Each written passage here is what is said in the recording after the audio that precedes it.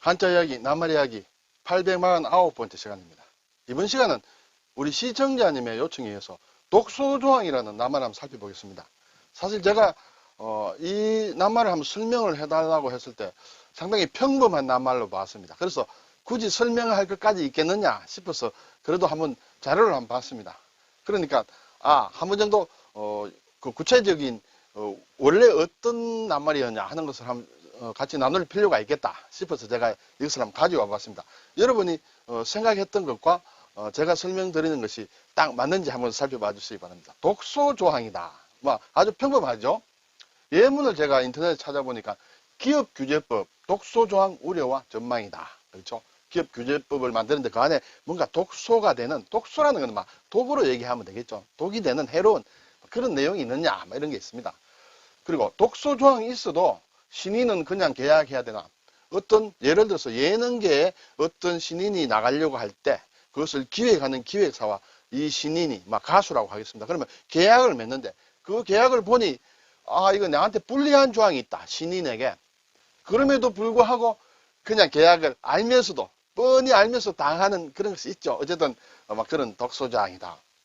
그리고 근로계약서에 퇴사 관련 독소조항 이런 게 있다. 그렇죠. 어떤 계약을 할 때는 뭔가 쌍방이 있기 때문에 한쪽에 유리한 경우 그러면 다른 쪽에는 좀 불리한 경우 있겠죠. 아주 완전히 평등한 계약은 글쎄요 있을 수 있겠습니다만 경우에 따라서는 어떤 일방에게 불리한 내용이 들어가는 것이 많이 있습니다. 그런 걸 일반적으로 우리가 독소조항이라고 하는데 원래 독소조항이란 말은 거기에서 이런 데서 쓰는 평범한 말이 아니더라는 말이에요. 그것을 한번 설명을 해보겠습니다. 자, 우선에 이제 한자를 살펴보겠습니다. 독소, 독독자입니다. 독이다. 소는 힐소, 희다는 것이에요. 그리고 바탕이 된다. 소질이 있다. 할 때 그런 바탕소다. 네, 독소라는 것은 쉽게 얘기하면 독이 되는 어떤 근원을 얘기하겠죠. 자, 독독자는 일반적으로 두 가지로 설명을 해보면 위쪽에 있는 부분, 아래쪽에 있는 것은 아래쪽은 어미모자가 되겠죠. 어머니 할 때. 위쪽은 단독으로 어떻게 쓰는 그런 글자는 아니에요. 그래서 이 위에 있는 부분은 이렇게 날생자가 변한 것이다 라고 말하는 사람이 있고 아니다. 풀초자가 변한 것이다. 이렇게 얘기하는 사람이 있습니다. 그리고 아래쪽에는 원래는 어미모자가 아니다. 말무자다. 네, 말무자. 그래서 원래 독을 쓸 때는 이 아래쪽에는 이 말무자가 들어가야 된다. 그렇지만은 속자로 이것을 일반적으로 많이 쓴다. 이렇게 되겠습니다.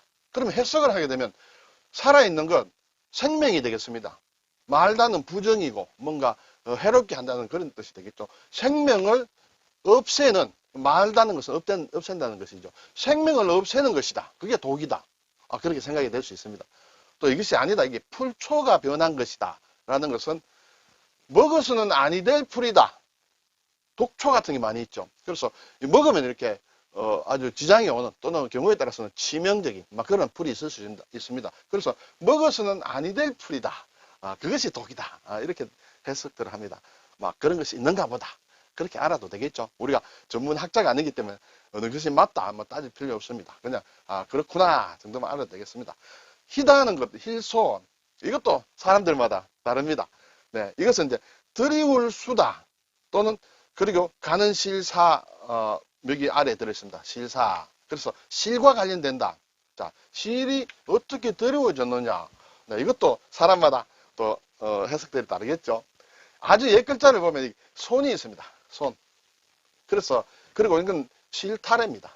결국은 누에 고치에서 실을 뽑아내는 모양이다. 그것은 아주 희고 깨끗하겠죠. 아주 기본이 되는 실의 기본이다. 그렇게 해서 모양이 이제 좀 바뀌어서 희다는 뜻으로 쓴다. 그런 사람이 있고 또 어떤 사람들은 아니다. 이 실타래 위에 이렇게 뭘 칭칭 동여맨다. 실을 가지고 또 다른 실로. 그래서 왜냐? 물을 들여야 된다. 물을 들일 때 일정 부분은 물을 들이고 나머지 부분은 물을 들이지 않으려고 할 때 물감을 들이지 않으려는 부분을 칭칭 동여맨다. 그러면 나중에 펴보면 이 동여맨 곳은 하얀 원래 바탕이 된다. 그래서 바탕이다. 그렇게 해석하는 사람도 있습니다. 네, 이것도 그런가 보다 하고 넘어가도 되겠습니다. 네, 어쨌든 그렇게 돼 있다. 그리고 이제 조항은 이제 가지조다, 줄조다. 네, 항은 이제 목항이다. 이렇게 되겠습니다. 우리가 무슨 조항이다, 조목이다, 항목이다 할 때 이제 이런 것을 씁니다. 자, 가지조는 바유의 나무목이다. 이것은 뭐뭐 하는 바, 그런 뜻으로 쓰이는데, 위에는, 오른쪽에는 칠복입니다. 친다는 것은 사람이 손으로 뭘 하는 것을 얘기해요. 그리고 여기에는 보면 사람이 있고 또 뭔가 이런 게 있습니다. 그렇죠? 그래서 어떤 사람들은 이것을 나무를 가지고 사람을 등짝을 후려치는 것이다. 그렇게 치는 나무를 가지다. 이렇게 얘기를 하기도 합니다. 한 가지라는 것은 하나의 줄과 같다. 이렇게 또 볼 수 있겠죠. 또 어떤 사람들은 아니다. 사람에게 목물을, 등물을 시키는 것이다. 물을 붓는 것이다. 그래서 그런 모양, 이 모양 자체가 그런 것이다. 네, 이렇게 해서 어쨌든 해석들을 합니다. 네. 목항이다. 이것은 이제 목과 관련된 것은 머리죠. 머리라는 것은 사람 몸체와 연결이 돼야 됩니다. 이것은 장인공은 이렇게 연결시키는 모양이다. 이렇게 해서 목항이다. 뭐 이렇게 얘기도 합니다만, 예, 일단 막 제가 간략하게 설명을 드렸습니다. 자, 조항이다. 이것도 우리가 많이 씁니다. 그렇죠? 자, 우선 독소부터 보겠습니다. 사전을 보니 해로운 요소다. 그렇죠? 독소를 제거한다. 이렇게 되고. 또 어떤 사전은 좀 전문 사전이 되겠죠. 아주 상당히 길게 나왔습니다. 뭐 다 알 필요는 없으리라 생각이 되는데, 생명과 관련된 그런 낱말이다. 생물에서 생기는 강한 독성의 물질을 얘기한다. 네. 아래에는 또 여러 가지 있습니다만, 주로 단백질이나 다당류를 중심으로 하는 고분자 화합물로서 이렇게 되면 평범한 저는 좀 헷갈립니다.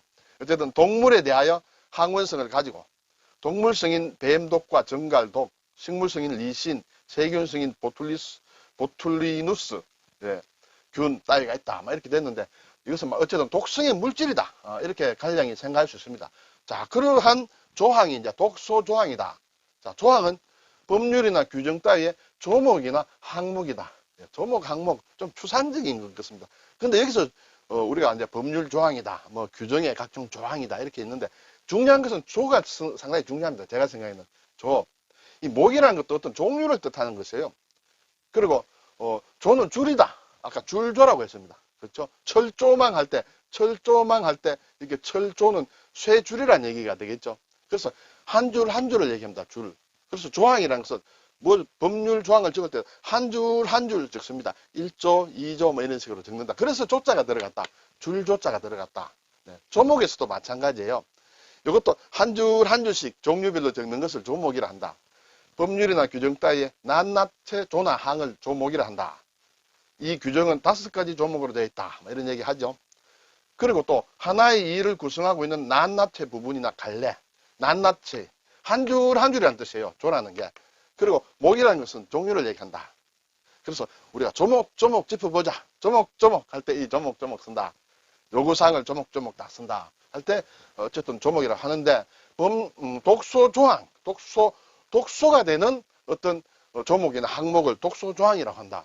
그러면 이 말은 그냥 단순히 독소와 조항을 합친 말이냐? 유래가 좀 있더라는 것이죠. 그래서 보니까 이것은 원래 경영과 관련된 낱말에서 나왔다. 주주들의 동의를 얻지 않은 상태에서 기업을 인수합병하려 한다. 자, 어느 기업을 인수합병하려고 한다. 거저 먹으려고 하는 경우도 있겠죠. 어쨌든 인수합병을 하려 하거나 또는 경영권을 침해당할 상황이 발생하는 경우, 잘못하다가 내 주식이 모자람으로 내가 이렇게 먹히겠다. 다른 외부에서 이렇게 공격을 해서 회사를 먹으려고 한다든지, 그때는 경영권을 침해당할 상황이죠. 그때 기존 주주들에게 시가보다 싼 가격에 지분을 매입할 수 있도록 미리 권리를 부여하는 것이다. 자, 누가 이렇게 경영권을 탈취할 목적으로 인수합병을 하려고 할 때 기존 주주들이 자기를 방어하기 위해서 이렇게 시가보다 싼 가격으로 어떤 뭐 새로운 신주를 발행할 때 그걸 더 싸게 이렇게 쌀 수 있다든지 하는 그런 제도를 독소조항이라 한다. 자, 그래서 기업의 경영권을 방어하는 수단의 하나다. 그것이 왜 독이냐? 독이 아니지 않습니까? 기존 주주들 입장에서는 독이 아니에요. 아주 유리한 것이에요. 좋은 조건이에요. 근데 왜 독소조항이라 하느냐? 역시 이것은 경영권을 침해하려는 사람의 입장에서 보면 독이 되는 것이죠. 그렇죠? 이미 내가 이 회사를 좀 이렇게 인수합병한다든지 해서 경영권을 내가 좀 뺏어와야 되겠다든지 할 때 들어가 보니까 마음대로 못하게 되어 있어.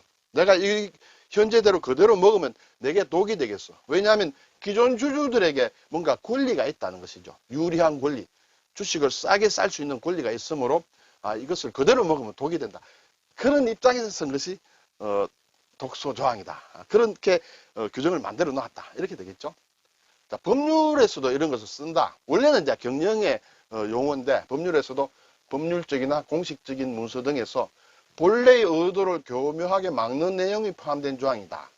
네, 어쨌든 뭔가 한쪽에 쌍방이 있는데 한쪽에 뭔가 조금 불리하도록 또는 이렇게 이것을 만들고 있는 원래의 사람에게는 좀 유리하도록 막 그렇게 좀 그것도 드러나게 해놓으면 조금 어려울지 몰라요. 싹 속에 깔아놓는 그런 의미로 또 이 독소조항이라고 쓴다. 영어로도 여러 가지 있습니다. 결국 이렇게 포이즌 필이다. 네, 독이 되는 약이다. 독이 되는 알약이다. 네, 먹으면 안 된다. 이런 것이 이것이 기본적으로 독소조항의 원래 말이다. 그리고 어떤 독소조항이라든지 독약조항이라든지 하는 그런 글자를 쓰고 있다. 영어로는. 그리고 주주의 권리 계획이다. 그렇죠. 기존 주주가 자기를 방어할 수 있도록 만든 것이다. 네.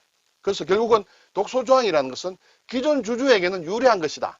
그렇지만 M&A를 하려고 하는 인수합병을 하려고 하는 사람에게서는 독이 되는 약이다. 그래서인지 몰라도 중국에서는 이 낱말을 독환 방어다. 예. 독환이라는 것은 환약, 알약을 얘기합니다. 그렇죠? 필이다. 그래서 독이 되는 약이다. 그래서 나를 방어해 줄 수 있는 상대에게는 독이 되는 약이다. 그렇게 해석을 한 것 같습니다. 일본 같은 경우는 우리와 같이 이제 독소조항이다. 이렇게 해석 번역을 하고 있습니다.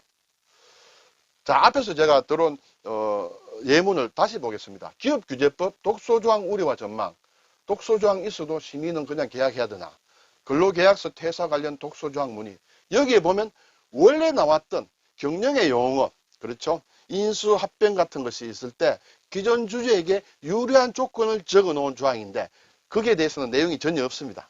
이미 그것은 상당히 전문적인 용어로 경영에서 주로 쓰고 이 말인지 상당히 일반화되었다. 한쪽에 불리한 계약이다. 불평등 계약이다. 그런 조항을 독소조항이라는 말로 우리가 많이 쓰고 있다. 이제 이렇게 됐다. 이렇게 볼 수 있습니다. 오늘 독소조항. 네. 원래는 경영에서 나온 말이더라. 그것이 지금은 상당히 일반 용어로 많이 쓰고 있다. 이렇게 되겠습니다. 감사합니다.